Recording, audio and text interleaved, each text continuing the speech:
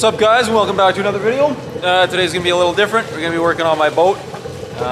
Saddest day of the season, really, is putting it back in storage, so it's something we gotta do now. So yeah, this video is gonna go over basically what I do to winterize basically any direct drive ski boat. They're all pretty well the same, even if it's a small block Ford or a small block Chevy. Same deal, as long as it's open loop cooling, it's exactly the same as this. Literally, people online make it out to be way more difficult than it actually is, and I'll show you that today. It's really nothing more than pulling a couple of plugs, making sure the water's out of the headers, and that's it. So yeah, we're starting off here with the first thing. I just stabilized my gas because up here in Canada we get garbage gas no matter if it's premium or regular, so they put ethanol in everything now, which sucks a lot. It doesn't even benefit if you run premium. So I run regular in my boat. I do not care. I burn that stuff off fast enough that I don't think it matters, and plus I'm not spending an extra 40 cents a liter for the same gas is going to burn off. Anyways, regardless, so this thing's got 10% ethanol in it. You just put whatever the recommended amount of stabilizer is in the tank, and I usually let the thing sit or slosh around going down the highway a little bit, and then when I get here, put the fake lake on it and let the thing run for about 10 minutes.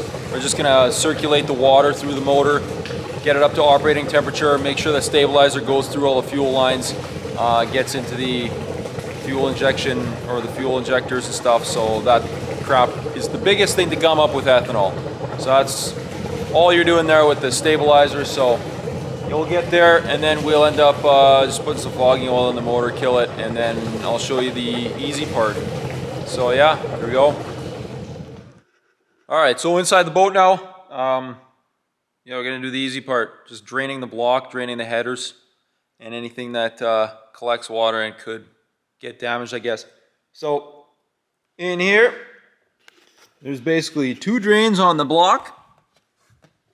I'll show you here. This is the first one on these EFI boats. So anything Inmar, MCX, stuff like that. They're all based on the small block Chevy. So on these boats, this is your block drain right here. They actually put a NOx sensor for the EFI system in there.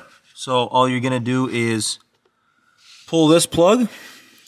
Well, I guess you could just pull the connector off, and then may as well just do it right here. So crescent wrench, pull this, drop into the bilge, make sure your plug is open unless you want to collect the water in your bilge, and then have more problems in the spring. So this thing, the number one thing about draining the block is actually making sure that water is coming out. So I've had it before where rust will build up in the block down here and it'll actually plug up this hole. So if you got a petcock or something, you might want to just unscrew it from the block if water's not like consistently coming out, because rust will build up in there.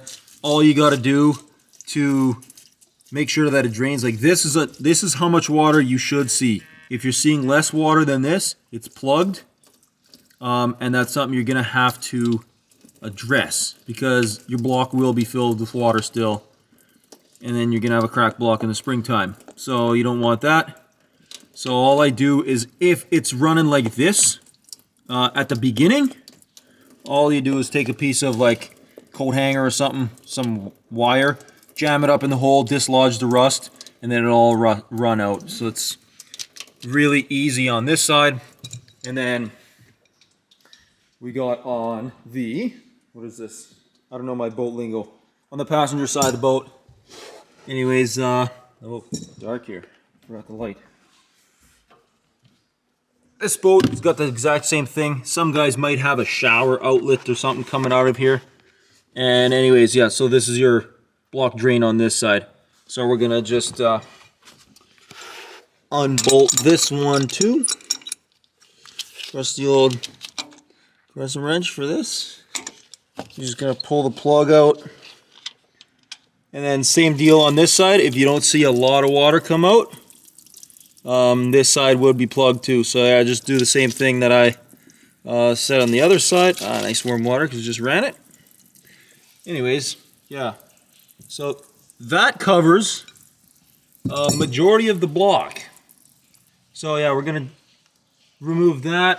And one more thing is, this is your water inlet line. So this side of the pump will backfeed out of the pickup on the bottom of the boat. So that side you don't have to worry about. This side will collect water. Yeah, this is your transmission cooler, and then it goes into here, into your water pump, into the block. So this hose will not drain with those two lines there. It might drain to here, level with the water pump. So all that I do here is just pull this line off of the raw water pump.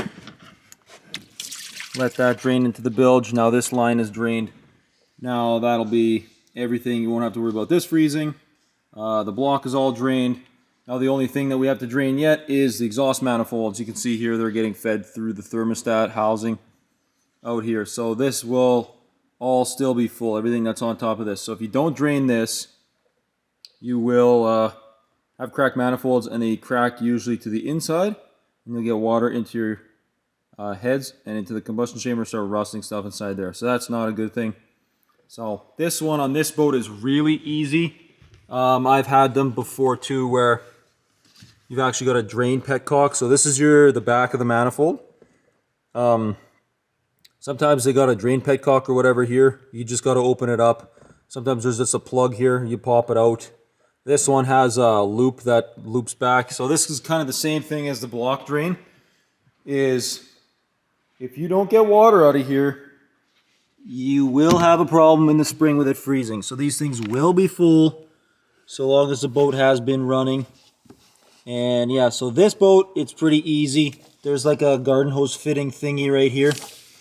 And you just pop this apart, and you'll be able to watch the water drain out of your exhaust manifolds there. So like I said before, if you're not getting a lot of water out of here, or if it's brown and whatnot, this is definitely something you'll have to, well, if it's not getting water out, these things are probably plugged. So the best bet is just to pull your hose clamp off here, pull the line off of here, let it drain directly from here into the bilge. So yeah, other than that, that's it. That's all it takes to drain one of these small block Chevy motors. They're exactly the same if it's a direct drive, if it's any model of the direct drives. It'll be slightly different, but you know, same locations on small block Fords. I haven't done them on small block Fords, but yeah, that's pretty much it. You just want to get all the water out. Some guys swear by filling with antifreeze, but if you get all the water out, there's no point in antifreezing because there's nothing to freeze. So there might be still a little bit of stuff in there, but you want to get it to where if the ice expands, it doesn't crack the block. So yeah, I've been doing it like this for probably 10 or 12 years now, and we've never had a problem. I did it with the antifreeze once. Didn't have a problem with the antifreeze, so I'm not knocking those guys. Just an extra step that I don't really care to do. And if you do it this way, you won't have a frozen block, frozen exhaust at all. Just make sure you're getting all the water out. But yeah, this is a Inmar Monsoon 325 in my 99 response. And if you have any of these small block Chevys and even like your V-Drive boats, it's the same procedure. There's just another step of draining the V-Drive unit. And I think that's about it. But like I said, this video is not for that. This video is for direct drives. And that's pretty much all I'm going to do. And then this boat's ready to put away. Just going to clean out the interior because it's pretty disgusting. And, you know, clean up my seats and whatnot. And, yeah, get it ready to put in storage. Exciting piece about this boat, I bought it with no driver's side window here. And managed to find a whole windshield. I don't know how, but a whole windshield on Facebook Marketplace. So that's going to be exciting next week or so, putting that on.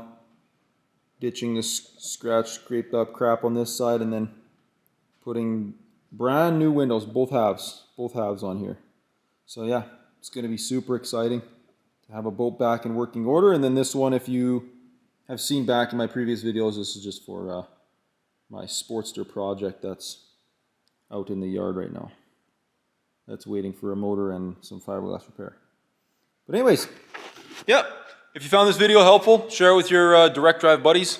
And yeah, like and maybe subscribe to the channel if you find this kind of stuff interesting or whatever else I work on. So should see more of this boat soon, maybe next year, but we'll see. Yep. Thanks again for watching. We'll see you later.